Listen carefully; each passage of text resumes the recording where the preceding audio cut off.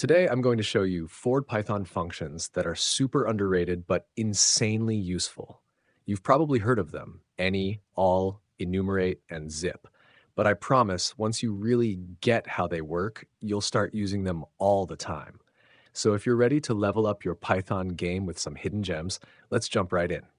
The any function is super useful when you need to check if there's at least one true or non-zero value in a list. Let's start with the first example.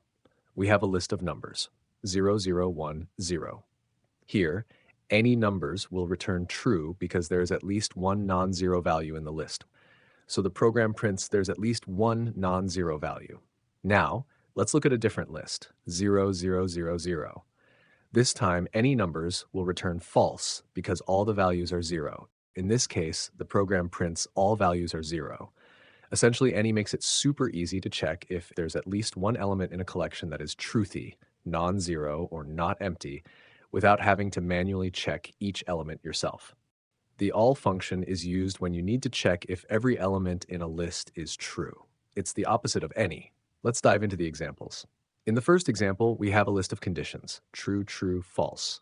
Since all conditions checks if every single condition is true, it returns false because one of the conditions is false. As a result, since the program prints at least one condition failed. Now let's look at the second example where the conditions are true, true, true.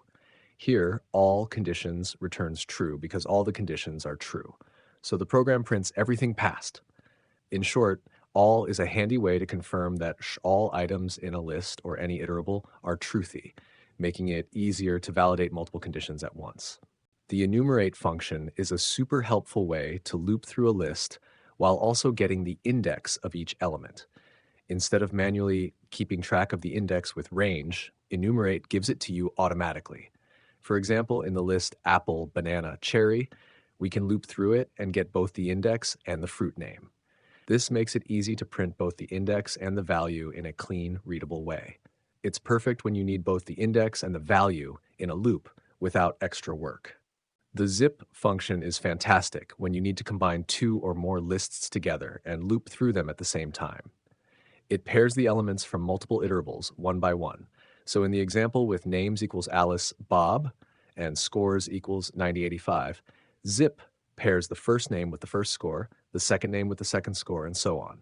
This is super helpful when you have related data that you want to loop through side by side, like matching names with scores or product names with prices. If you found this helpful, don't forget to like, subscribe, and hit the bell icon so you never miss an update.